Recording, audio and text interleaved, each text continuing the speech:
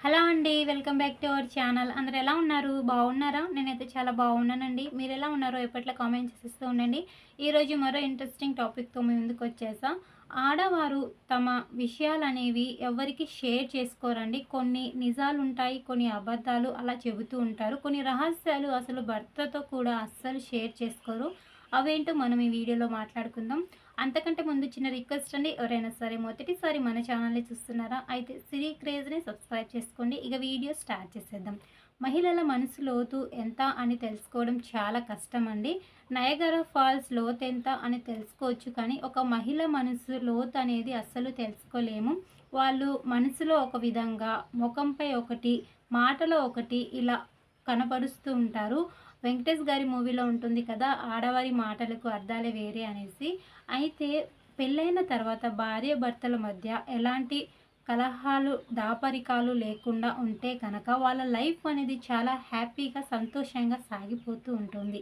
అలా కాకుండా వాళ్ళ మధ్య దాపరికాలు, అబద్ధాలు, కుళ్ళు ఇలాంటివి ఉన్నాయనుకోండి, ఆ సంసారం అనేది అస్సలు నిలవదు. అది చెడిపోతూ ఉంటుంది.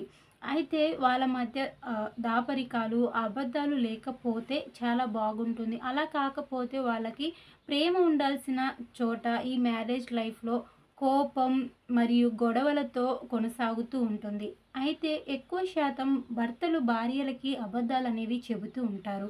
అయితే భార్యలేం తక్కువేం కాదండి. వాళ్ళు ఎక్కువగా అబద్ధాలనేవి చెప్పేస్తూ ఉంటారు.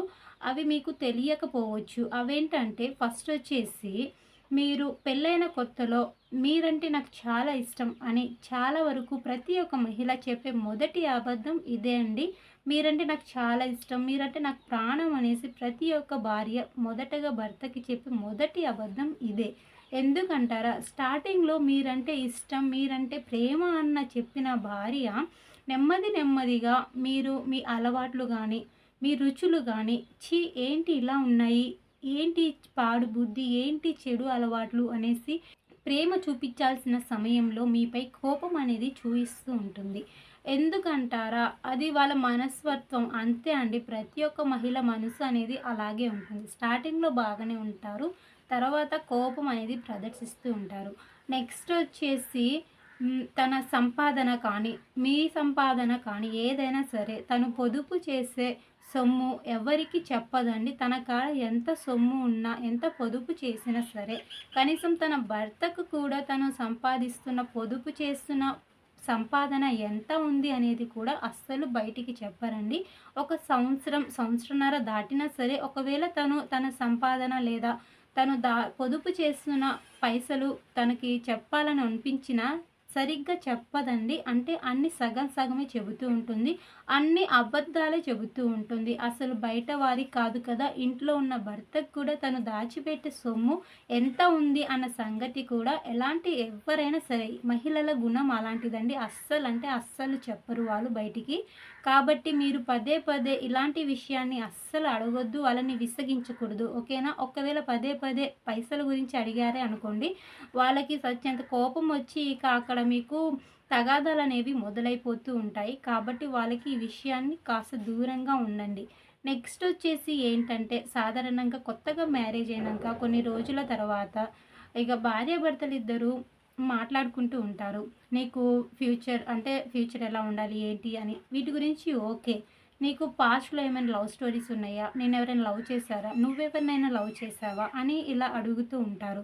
భార్య అసలు ఒప్పుకోదు. తను ఎవరినైనా లవ్ చేసినా, తనని ఎవరినైనా లవ్ చేసినా సరే అస్సలు చెప్పదండి. అస్సలంటే అస్సలు చెప్పదు. ఒకవేళ మీరు పదే పదే అడిగి విసిగించారే అనుకోండి, తను కావాలనే లేని కథని అల్లి మీకు స్టోరీగా చెబుతూ ఉంటుంది. కాబట్టి ఎలాంటి సమయంలో అయినా సరే అస్సలు లవ్ పాస్ట్ గురించి అస్సలు అడగొద్దు. అడిగారే అనుకోండి, మీకు లేనిపోనియి అన్నీ చెబుతూ ఉంటుంది. కాబట్టి ఈ విషయంలో కూడా మీ భార్యని అస్సలు నమ్మొద్దు. అన్ని అబద్ధాలే చెబుతూ ఉంటారు. సహజంగా మహిళల గుణమే అదండి.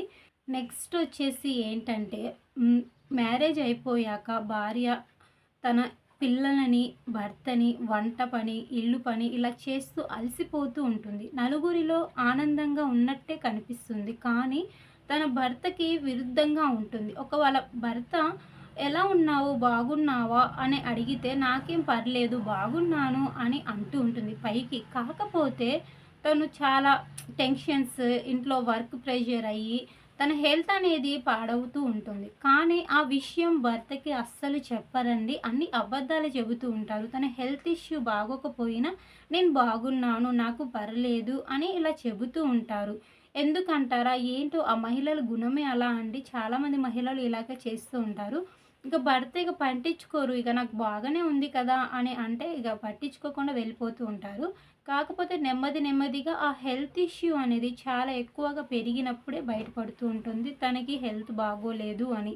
కాబట్టి చివరి దశలో తెలుసుకునే కన్నా మీ భార్యపై కాస్త శ్రద్ధ చూయించండి. తన శరీరం పైన కాస్త శ్రద్ధ చూయించండి. తన హెల్త్ ఎలా ఉంది? బాగుందా? నిజం చెప్తుందా? అబద్ధం చెప్తుందా? అనే విషయాన్ని మీరు కాస్త గమనించాల్సి ఉంటుంది. నెక్స్ట్ వచ్చేసి ఆహ్, సాధారణంగా మ్యారేజ్ అయిపోయాక, పిల్లలు పుట్టాక అంటే కొత్తగా పెళ్ళైనప్పుడు భార్యాభర్తలు ఇద్దరు కలిసే ఉంటారు. బాగానే ఉంటుంది. వాళ్ళ సంసారం కొనసాగుతూ ఉంటుంది. కానీ కొంతకాలం గడిచాక, పిల్లలు పుట్టాక వాళ్ళకి ఆ సెక్స్ లైఫ్ అనేది అస్సలు అంటుపట్టదండి. అంటే మహిళలు వర్క్ ప్రెషర్ వల్ల, పిల్లలు అది ఇది అనేసి వాళ్ళకున్న ప్రెషర్స్ వల్ల వీళ్ళు సెక్స్‌లో పాల్గొనలేక ఇబ్బంది పడుతూ ఉంటారు. కానీ తమ భర్త తమని కావాలి అని పిలిచినా సరే వీళ్ళు తప్పించుకుంటూ ఉంటారన్నమాట. రేపు చూద్దాంలే, ఎల్లుండి చూద్దాంలే, రేపు చూద్దాంలే అని ఇలా తప్పించుకుంటూ ఉంటారు. కాబట్టి వాళ్ళని మీరు ప్రెషర్ చేయొద్దండి. అంటే వాళ్ళ మనసులో ఉంటుంది కలవాలని. కాకపోతే వాళ్ళకున్న ప్రెషర్స్ వల్ల ఇంట్లో పిల్లలతో చికాకు ఇలా ఉండడం వల్ల ఇప్పుడు వద్దు, రేపు అని దాటేస్తూ ఉంటారు. కాబట్టి మహిళలని మీరు అర్థం చేసుకోవాలండి. ఎప్పుడు ఎలా ఉంటారో మనం చెప్పలేం కదా! వాళ్ళని అర్థం చేసుకునే గుణం, మనసు మీలో ఉండాలి. పెద్ద మనసు చేసుకొని వాళ్ళని అర్థం చేసుకుంటూ ఉండాలి. అంతేగాని చీటికి మాటికి వాళ్ళని కోపగించుకోవడం, చిరాకు పడడం ఇలా అస్సలు చేయొద్దు. ఇవ్వండి మహిళలు అస్సలు మీకు చెప్పని నిజాలు రహస్యంగా ఉంచుతూ ఉంటారు. ఎప్పుడు అబద్ధాలే చెబుతూ ఉంటారు ఇలాంటి విషయాల్లో. సో, వీడియో మీకు నచ్చిందని అనుకుంటున్నా. నచ్చితే ఒక లైక్, షేర్, కామెంట్ కూడా చేసే